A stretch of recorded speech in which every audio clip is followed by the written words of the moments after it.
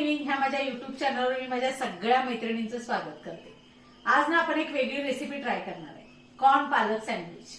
मुलांसाठी, लहान मुलांसाठी अतिशय छान असं चविष्ट चटपटीत असं छान सँडविच हे तयार होते। ते सँडविच कसं करायचं ते आता आपण बघूया। आपण कॉर्न पालक सँडविच करणार आहे, त्यामुळे आपल्याला आधी कॉर्न लागणार आहेत। हे कॉर्न मी हळद आणि पाणी घालून 10 मिनिटं उकडून घेतलेले, सॉफ्ट असे लगेच पटकन उकडले जातात ते कॉर्न। त्यानंतर पालक मी फक्त धुवून स्वच्छ चिरून घेतलेला आहे, बारीक कच्चाच आहे हे पालक। त्यानंतर आपल्याला व्हाईट सॉस करायचं आहे, त्यासाठी लागणारं साहित्य त्यामध्ये आपल्याला 1.5 कप दूध लागणार आहे, 1 चमचा मैदा, 1 चमचा चिली फ्लेक्स, ऑरेगनो 1 चमचा, मिरी पावडर आहे ही अर्धा चमचा, आणि 1 चमचा बटर आहे, आणि चीज आपल्याला लागणार आहे। त्यासाठी मी 2-3 क्यूब चीजच्या ठेवलेले आहेत, आणि स्लाइस आहेत आपल्याकडे 4-5 ब्रेडच्या स्लाइस ठेवलेले आहेत। सुरुवातीला आपल्याला व्हाईट सॉस करायचा आहे, त्यासाठी हा पॅन ठेवलाय मी गरम करायला। 1 चमचा बटर मी त्यात टाकून घेतलंय। आता ह्यात आपल्याला मैदा घालून घ्यायचा आहे। हे बघा 1 चमचा मैदा आहे, आणि हा मिक्स करायचा याच्यात व्यवस्थित। याचा कलर आपल्याला जास्त चेंज करायचा नाहीये, थोडासा हलकासा कलर थोडासा चेंज झाला तरी बास आहे। हे हलकसं परतून घेतलेलं आहे मैदा। आता आपण ह्याच्यामध्ये दूध घालूया। दूध आपल्याला थोडं थोडं करत घालायचंय, 1.5 कप दूध एकूण घालायचंय, पण सुरुवातीला थोडं दूध घाला म्हणजे जास्त गुठळ्या होणार नाही। गुठळ्या झाल्यानंतर ना थोडा वेळ गॅस बंद करून जर तुम्ही चमच्याने एकसारखे करून घेतलं दूध आणि मिश्रण तरी पण चालेल। थोडं थोडं दूध आता ऍड करायचं आहे। आता पुन्हा एकदा मी थोडंसं दूध ऍड केले। आता हे गाठी विरघळलेत आपल्या, व्यवस्थित मिक्स करून घेऊया सगळं।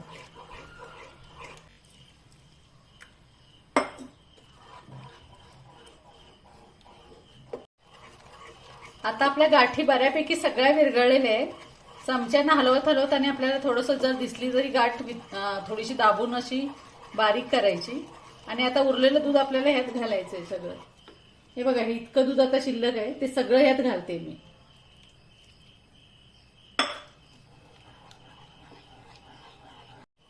दूध घातल्यानंतर एकसारखं हलवत राहायचंय, थांबायचं नाही। थोड्या वेळातच त्याला घट्टपणा येईल, स्लो स्लो हलवत राहा। आता आपल्याला ह्याच्यामध्ये चीज खिसून घालायचे। 3 स्लाइस मी घेतलेले आहेत चीजच्या, या 3 क्यूब घेतलेले आहेत, आणि खिसणीला मी थोडंसं तेल लावले, त्यामुळे ना खाली पडायला मदत होते, पटपट चिकटून राहत नाही जास्त।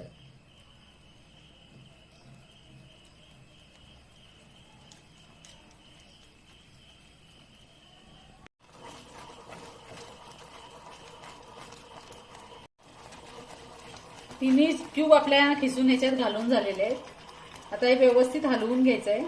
अजून आपण ह्यात मिठाचा वापर केलेला नाहीये, कारण मिठामुळे बऱ्याच जण दूध फाटण्याची शक्यता असते, त्यामुळं सगळं घालून झाल्यानंतर शेवटला जर थोडंसं मीठ घातलं तर चालेल। हे बघा, ह्या दुधाला आता इतका, ह्या व्हाईट ग्रेव्हीला आपल्या इतका घट्टपणा असा आलेला आहे। आता आपल्याला ह्याच्यामध्ये कॉर्न आणि पालक घालून घ्यायचंय।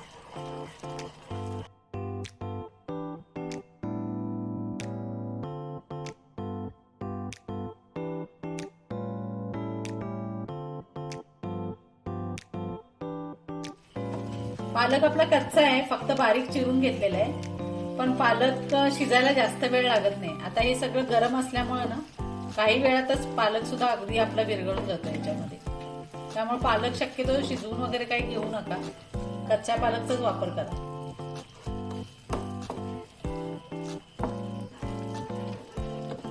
आता आपण चिली फ्लेक्स घालून घेऊया।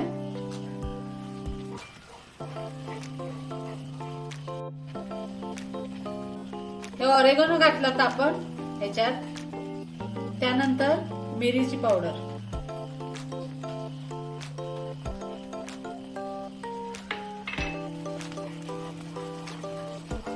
सगळं मिक्स करून घेऊया व्यवस्थित।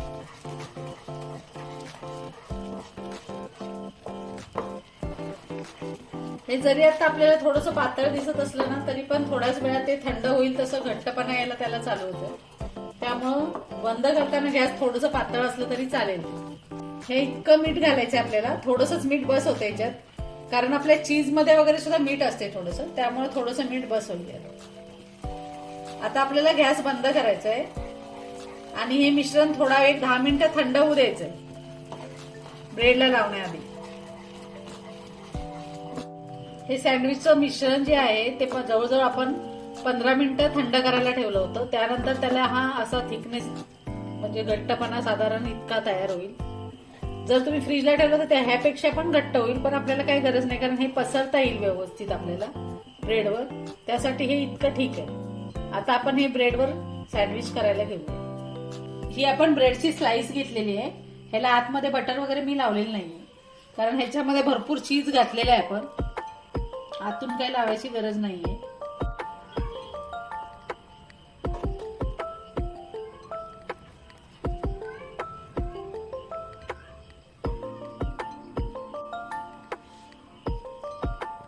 त्याच्यावर आता दुसरी स्लाइस ठेवायची आपल्याला. हे बघा, हे एक साईडला मी बटर लावून घेतलं. आता ही बटर लावलेली बाजू आपल्याला सँडविचची खाली ठेवायची आणि भाजत भाजतच वरच्या साईडला पण आपल्याला बटर लावून घ्यायचं.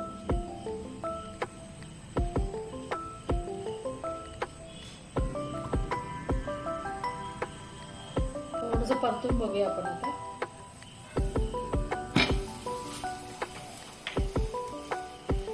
हे तुम्ही सँडविच मेकर मध्ये पण हे सँडविच करू शकताय.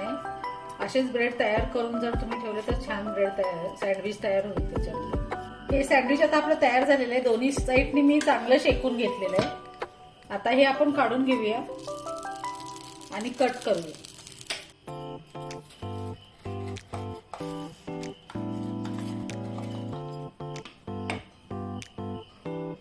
हे असं तयार झालं सँडविच आपलं छान. अशा पद्धतीने आपले कॉर्न पालक सँडविच तयार झालेले आहे. अशा तुम्ही पण करून बघा. तुमच्या लहान मुलांसाठी वगैरे खूप छान होईल. डब्यासाठी छान आहे आणि संध्याकाळच्या नाश्त्यासाठी पण खूप छान आहे. करा आणि मला छान अशा प्रतिक्रिया द्या. थँक्यू.